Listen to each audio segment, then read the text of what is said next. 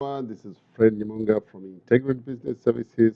On behalf of e-training, I'll be presenting this webinar today called Manage Recruitment, Selection, and Induction Processes. And so our first slide is we're going to look at how to recruit, select, and run inductions. So when you're recruiting, there has to be some sort of a policy. How do we effectively recruit the right people and select the right people and provide an induction process? Why does this matter? Because that enables us to retain the valuable and talented staff. So your recruitment procedures and your selection and induction process, they have to align to ensure that they are achieving the same goal, which is you spend all this money advertising, you spend all this time processing all these applications and interviewing. So now you need to ensure that the end goal is to hire and retain the talented staff you have spent so much time looking for. So the purpose of this presentation is we want to introduce you to new concepts, which is what is strategic planning, human resource planning, policy processes and procedure. And we also want to talk to you about your recruitment, selection, and induction processes and factors that affect all this process above. And obviously, there's the legislations that cover how you do all these things. So let's look at plan, policies, process, and procedures. So at the beginning of it all, the crux of the matter is you should have a vision and mission of your organization. What does your organization envision itself? What do they hope to accomplish? That means, what is their mission on this face of the earth? What do they want to do? What do they want to achieve? So once those things are established, that obviously now leads to say, this is what we need to do, this is where we need to go, this is our mission here in this country or in this city. Now then you begin to say, who are the people qualified enough to help us achieve this mission and vision? That goes now into your strategic planning on how you recruit. That helps you now define your policies of recruitment. So to give you an example of a policy of recruitment, you could have a policy to say, in these jobs, we will only recruit people with a minimum qualification of a degree level. That could be a policy, right? That policy then will be followed by a procedure of how then do we identify people with the necessary requisites for this job. That procedures now could be advertised internally, advertised externally through different mediums, interview, maybe 2 interviews before a selection is made. Maybe there could be some tests that we give them, psychological tests as part of the process in identifying the people that have the necessary requisites to help you achieve your mission and vision. That is the whole purpose of having policies and procedures, because these will sort of guide you along the way of recruiting the right people. Then we talk of strategic plan. What is a strategic plan? Who needs a strategic plan? Yes, all organizations need a strategic plan, which is a vision for the future. That vision could be 5, 6, 7 years down the road, what you envision yourself to be. And the mission is how you're going to carry out yourselves to that vision. And then you outline what's your current position, what's your current situation, and what are the future directions. How do you intend to get there?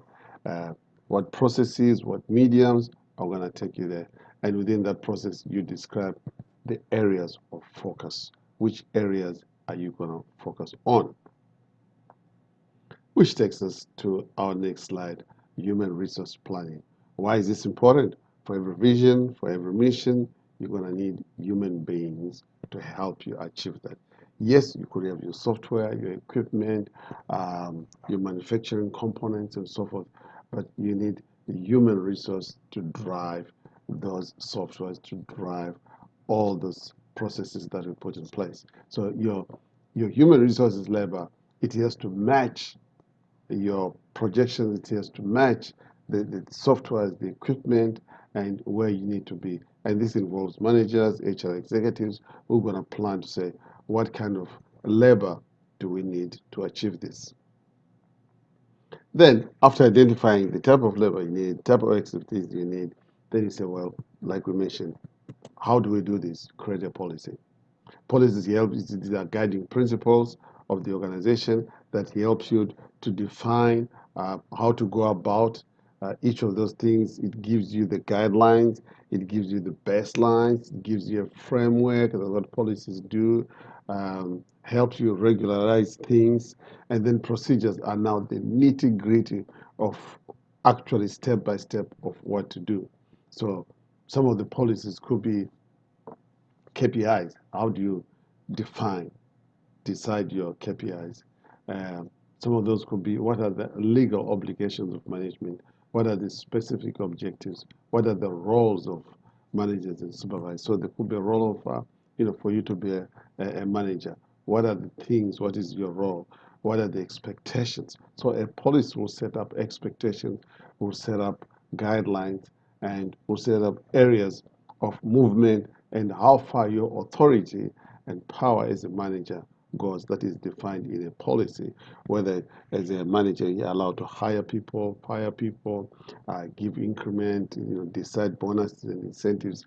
That is all defined in the policy. Every organization will come up with policies that suit them depending on how big they are and how big the budgets are and their expansion policies. Then they decide, okay, what's the process?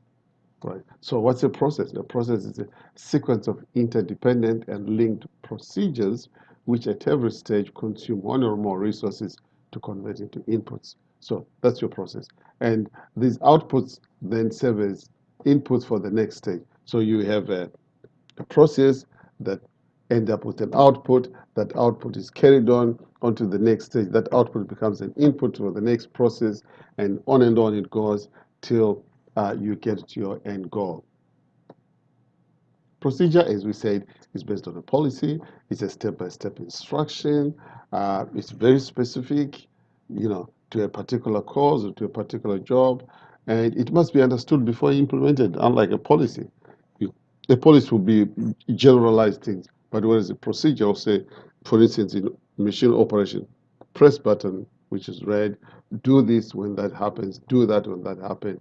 So a procedure is a walkthrough. It walks you through a particular process. And how can you become effective in procedures? How can you become effective in setting up these things?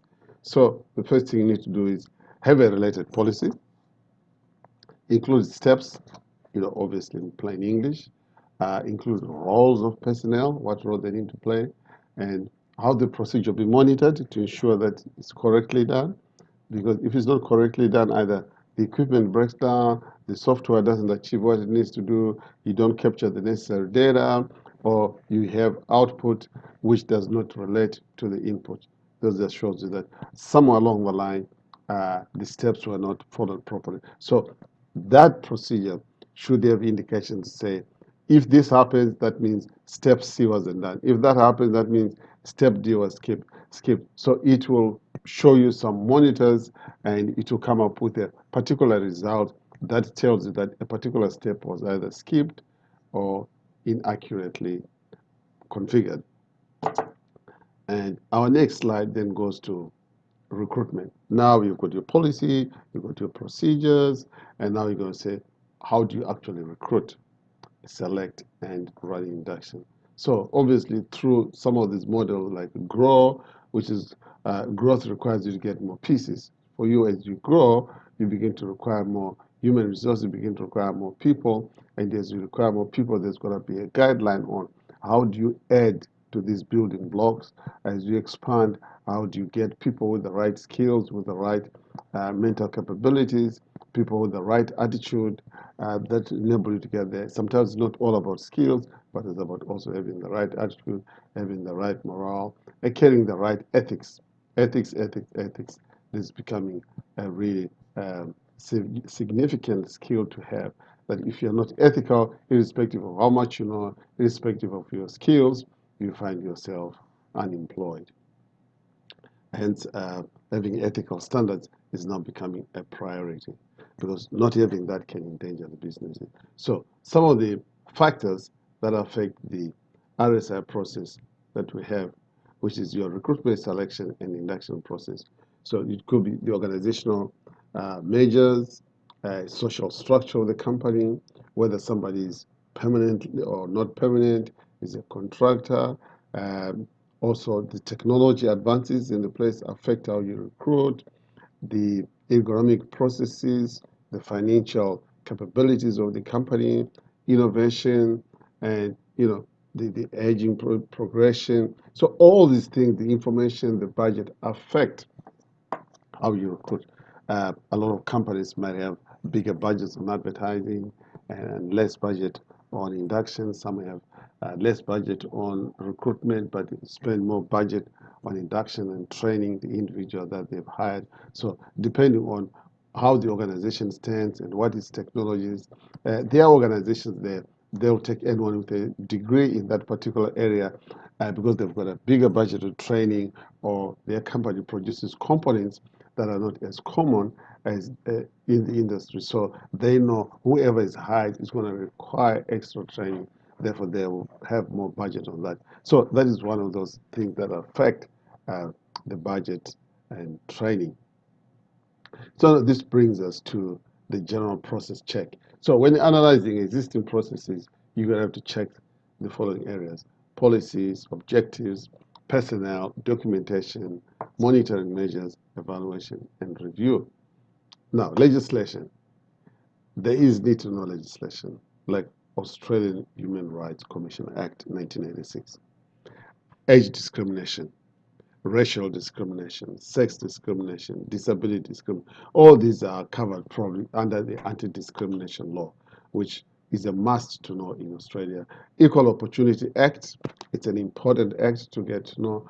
Fair Work Act determines how much you want to pay your workers, the hours they work, minimum wages. So it's an important act that organizations have to get to grasp with, as well as Privacy Act and WHS Act. Key components, key legislations that are really important to master.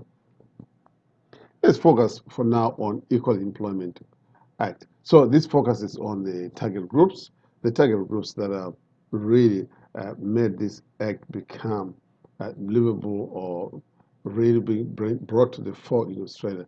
It's about Indigenous Australians, women in non-traditional areas, cultural, linguistic, diverse persons. Australia is a migrant country, so obviously the idea of having Equal Opportunity Act is to ensure all the groups, different nationalities that come into the country are employed, because they come here highly skilled, highly trained, and therefore the organizations now have to have that Equal Employment Opportunity Act enforced upon them by the state. So having said that, yes, now you are aware of the legislation that are very significant in this country: Anti-Discrimination, Fair Work Act, EEO, WHS, and Privacy Act. Key legislations that you need to know. And having said that, we now come to the end of this webinar. On your student workbook, go through it, do the self-paced activities, and hey, we catch you up in our next webinar. If you have any questions, drop us a line. Thank you for listening.